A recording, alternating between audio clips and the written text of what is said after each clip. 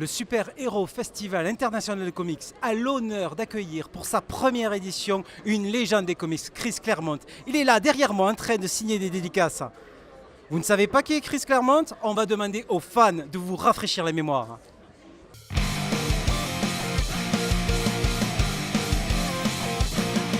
Alors, c'est qui Chris Claremont pour toi? C'est lui qui lui doit toute la saga X-Men, Wolverine, Diablo, les nouveaux X-Men. Et en fait, il a tout relancé l'univers Marvel des X-Men. Pour moi, Chris Claremont, c'est quand même synonyme des X-Men, bien sûr. J'ai grandi à l'époque, comme tous les gens qui ont entre 30 et on va dire 45 ans, certainement. Peut-être un peu plus tard même, parce qu'il est quand même resté longtemps. On a tous grandi avec Marvel et avec toutes ces séries-là. Et quand on est fan de Marvel, à cette période-là, on est forcément fan des X-Men. Et c'est vrai que du coup, Chris Claremont, c'était le scénariste qui écrivait ces personnages-là. Personne ne pouvait les écrire comme lui. Je me souviens que personne ne pouvait écrire Wolverine comme Chris Claremont. Quand c'était quelqu'un d'autre, c'était toujours moins bien. Et j'ai retenu ça. Et c'est vrai que pour moi, c'était important de le faire venir parce que c'était un rêve de gosse de pouvoir l'avoir ici à Toulouse. Vous vous rendez compte quand même, c'est Chris Claremont à Toulouse, c'est comme Barjo. Donc voilà. Chris Claremont, c'est le scénariste qui est resté aux manettes des X-Men pendant plus de 17 ans et qui a su faire d'une équipe moribonde le numéro 1 des comics. Véritable architecte, il a su magnifier tous les personnages des X-Men et les rendre très humains. Il nous a fait la grande joie de répondre à quelques questions. Mr. Claremont, merci d'être ici au POPCON et au Festival international de comics, le super-héros. C'est un véritable bonheur et un honneur d'être devant vous.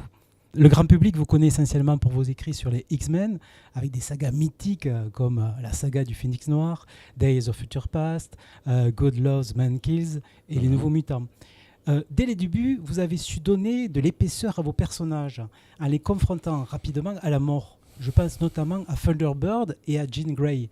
C'était votre volonté d'aborder des thèmes plus matures? I'm afraid the cheap answer is it all came naturally. Mm-hmm. It wasn't so much what I wanted to do, it was that I wanted to see what would happen next. Mm-hmm. Think of it as,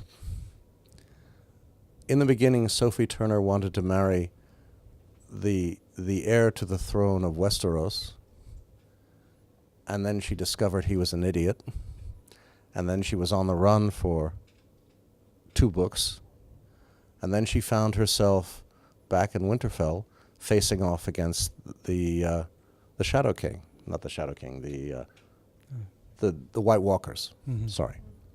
So now she's Phoenix, and she had all these dreams about how she wanted to spend her life, and now she's got to face off against who knows what in Dark Phoenix, but she has to find a way to win. Mm-hmm. And the challenge for me as a writer, I guess, is to present the characters with potentially a lose-lose situation, but they had to find a way to win. But being moral people, they had to find a way to win that allowed them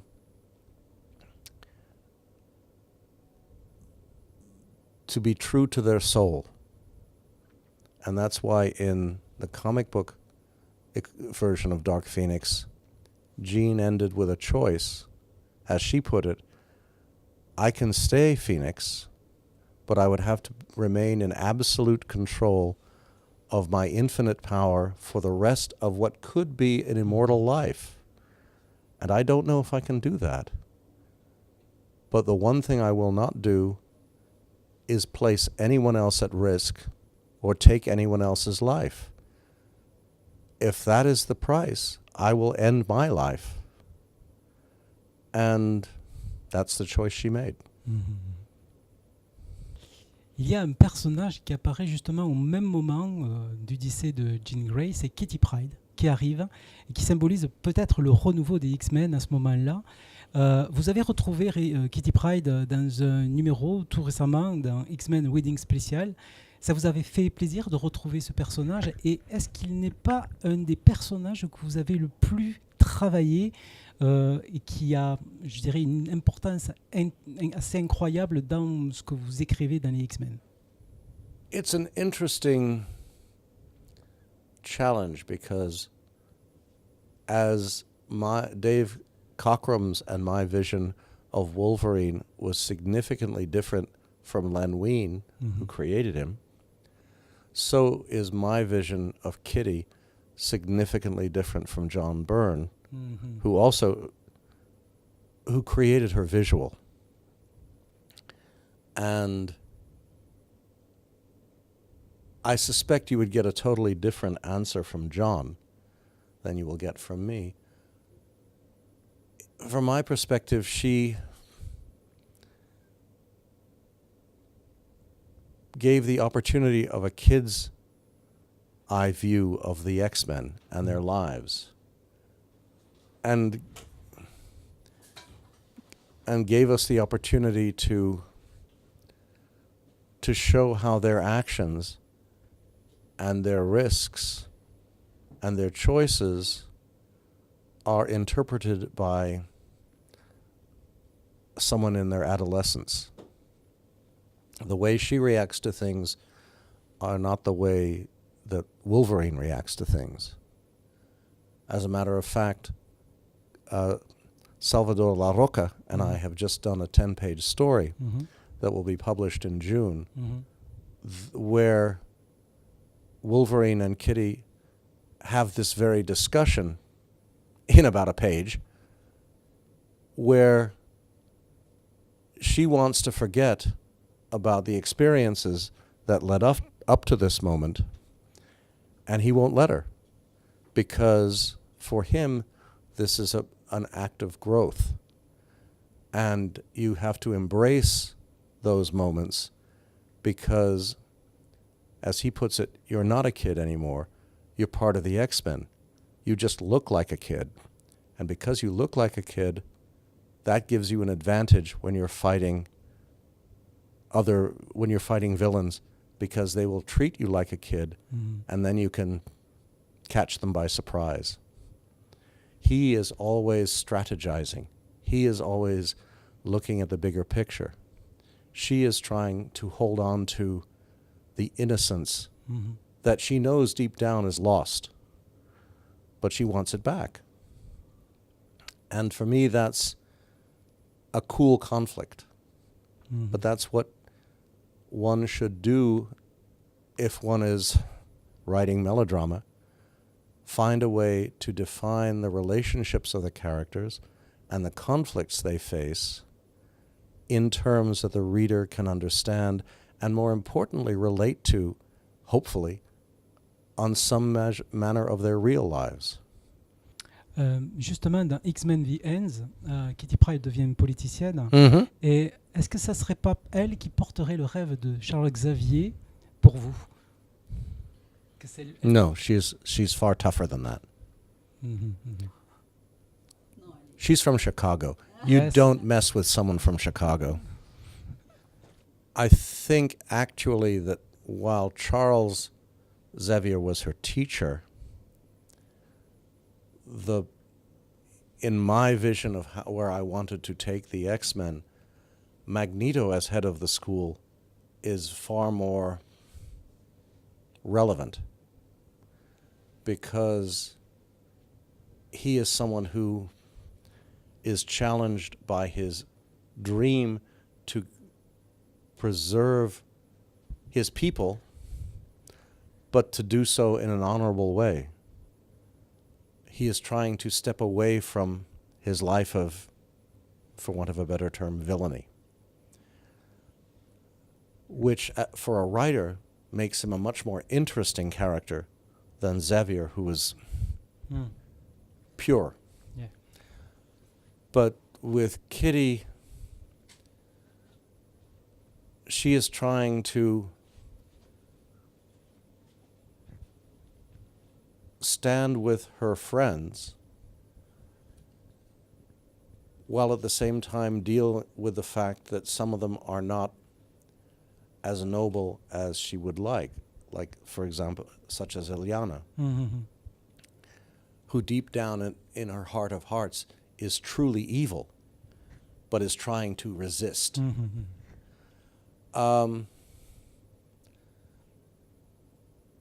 But with Kitty, I always saw her as always trying to look at the bigger picture. So she has gone as far as she could as a superhero to save the world. Now she has to try and do so from a more traditional stage. So at the point of that story, of the X-Men The End story, where we see her, she is running for mayor of Chicago. Mhm. And in my vision, from there she goes to be governor of Illinois, and from there the 50th president of the United States, Yeah. until the Sentinels take over and she becomes the last president of the United States. So, and then she leads a revolution against the Sentinels. But for me, it is an ongoing and never-ending story Mhm. with very specific moments in it. For Marvel, that is very challenging because they have of necessity, have a more commercial look at the characters, the structure, who they want to write it, where they want it to go. They like having everything in a very neat and specific box because that is what they feel will identify, will reach an audience. The difficulty is they're the boss.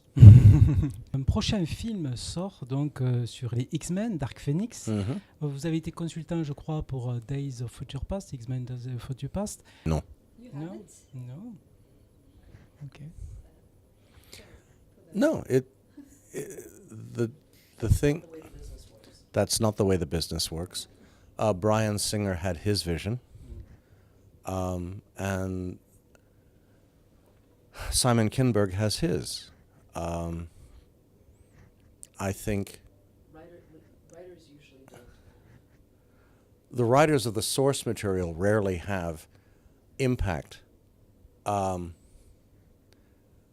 The advantage, again, in comparison to J.K. Rowling or George R.R. Martin with Game of Thrones, is they were able to work strongly with the film producers and the TV series producers.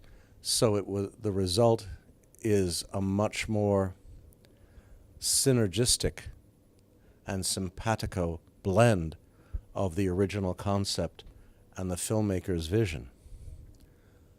I think the Marvel films that have appeared over the last 10 years have been very good at presenting the comic books, the characters, in a way that is complementary to the comic books. And the Fox X-Men have tried very hard to do that. As with baseball, sometimes you hit, sometimes you miss. Est-ce que vous êtes curieux de voir le résultat de ce Dark Phoenix qui arrive? So in terms of Dark Phoenix, I have my fingers crossed, and as far as I see it, so far so good.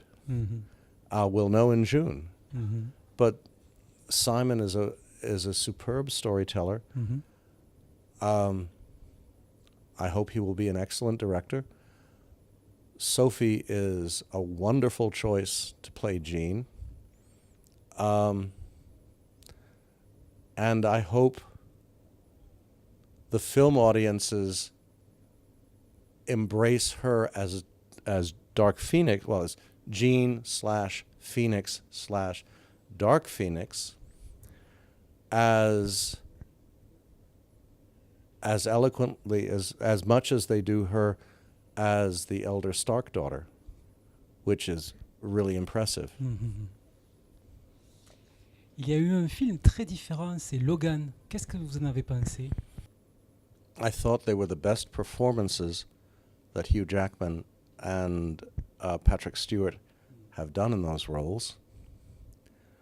But like every writer, especially with those characters,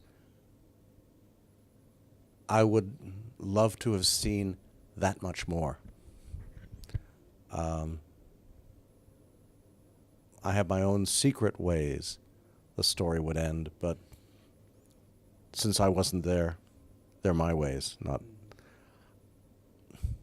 I liked it. I'd love to see a sequel. Merci. Well, because I wrote this great story Mhm. with a team up with Captain America, the Black Widow, and Wolverine. Yes, yes. And I would love to see Chris Evans Mhm. and Scarlett Johansson and Hugh Jackman team up for this story. I think it would be very, very cool. I think so. And Hugh wouldn't even have to get in shape, because in the story he spends the whole story running around in a leather jacket and pants. He doesn't put on his costume ever. So if I had $200 million, Okay. it would be, but that's... We can I make tell- a crowdfunding. The thing is, Yes. Hugh Jackman is the challenge, and Chris Evans. But for better or worse, I am a storyteller. For better or worse, these are the characters I have played with almost my whole adult life. It is so cool after all this time to see actors of that skill and ability bringing them to life. My only regret is not being part of the film community that helped them bring them to life. Because being a writer, I know I can do it better. On the other hand, they're up on the screen, and that's not so bad either. Merci beaucoup, Mr. Claremont, d'avoir répondu à ces questions. It's a pleasure. The pleasure was Really mine. pleasure. Thank you. Nous sommes nombreux, ceux de ma génération, à avoir lu vos histoires dans des magazines en France comme Spécial Strange. Et je voudrais, par mon entremise, vous dire combien ça a été important pour nous. Et vous dire merci d'avoir écrit toutes ces histoires pleines de valeurs, de bonnes valeurs de paix, de tolérance, d'abnégation. Voilà. Je voudrais vous dire merci. The honor and pleasure is mutual, because no matter how good a writer thinks he is or she is, we're just working in a room. And to realize that people are reading it and are affected by it is both very pleasing, and yet, because we're all basically shy at heart, it's like, the writer's soul. It's very hard to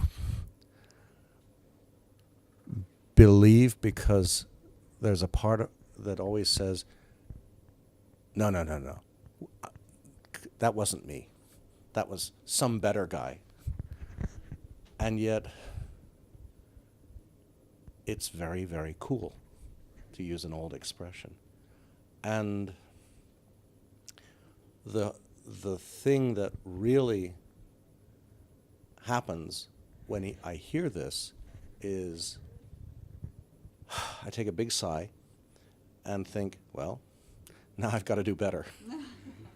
So thank you so much for those very kind words. And seriously, I have to figure out now how to do better to be worthy of it. Yes. Thank you. Merci beaucoup. Oh, merci. Merci.